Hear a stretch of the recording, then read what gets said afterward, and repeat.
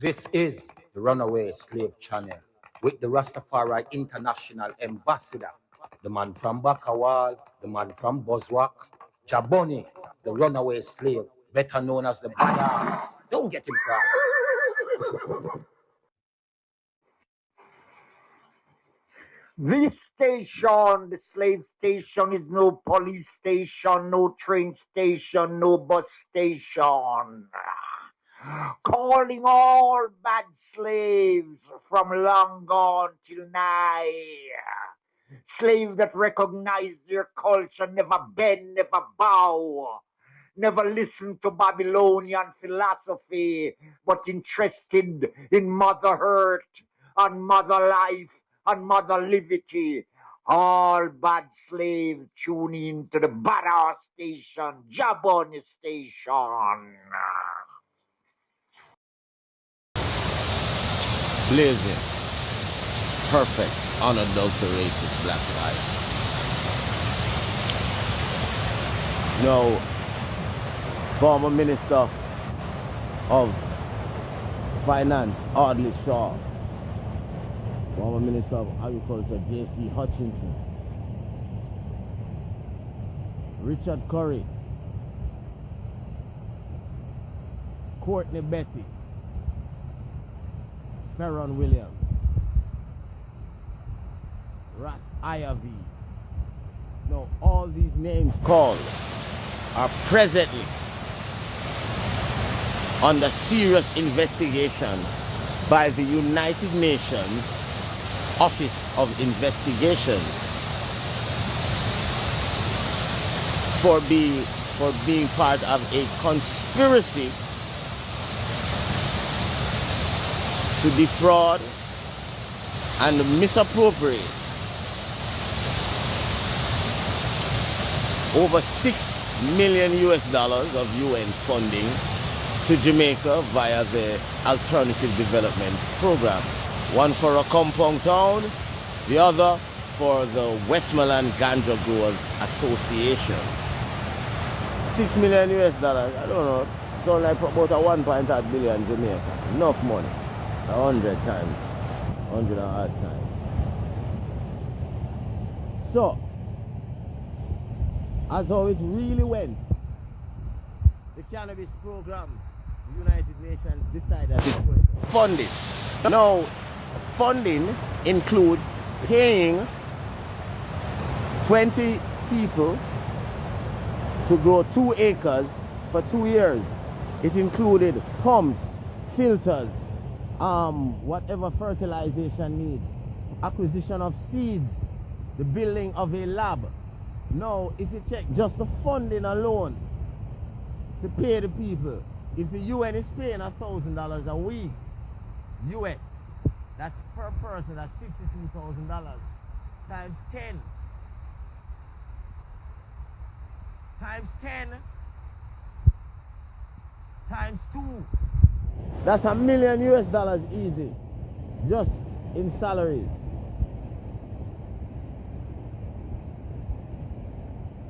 And that's for 1 year. So by 2 years, that's what?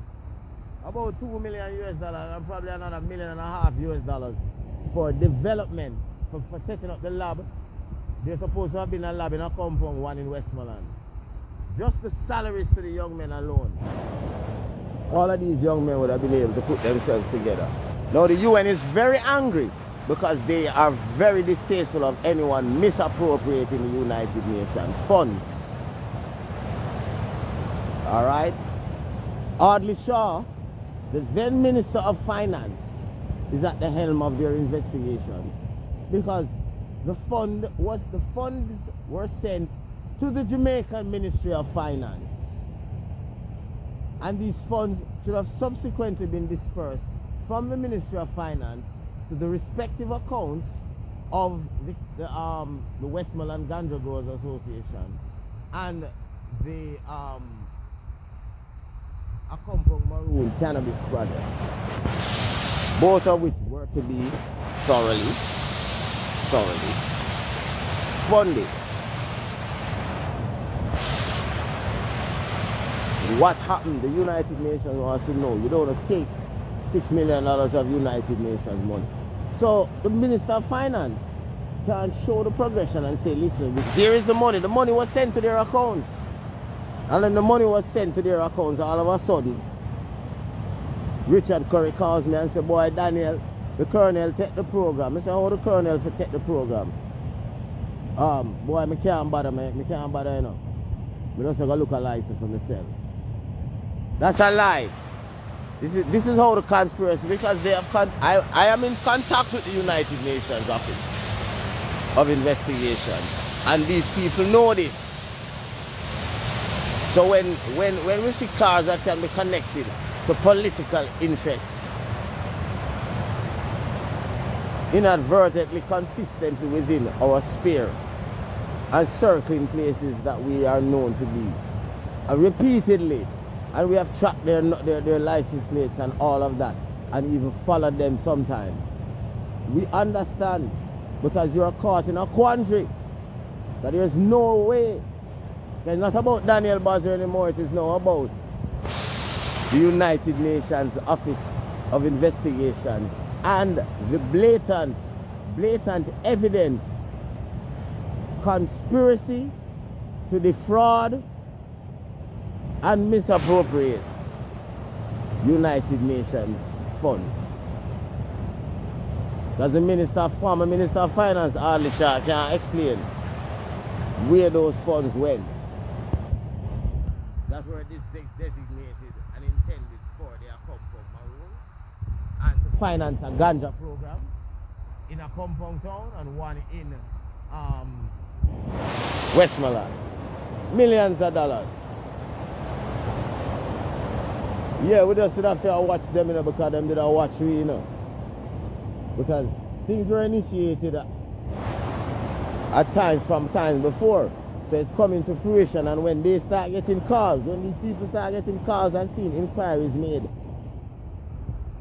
officially, because when the United Nations requests to see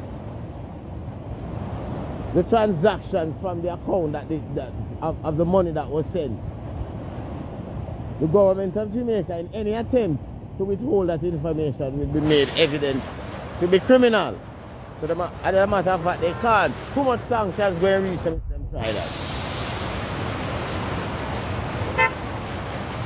Way too much sanctions would reach them if they try that.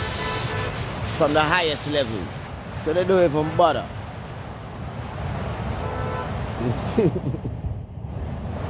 Real. And this is what is it.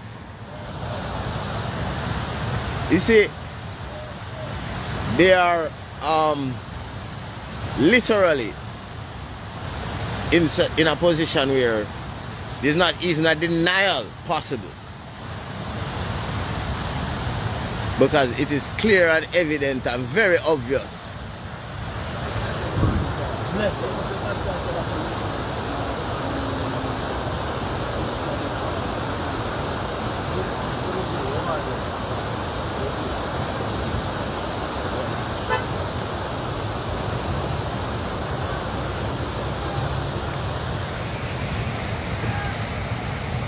Yeah, you know, we're up in the mountains enjoying the tranquility, you know. Yeah, it's a beer and coffee, you know, on the riverside.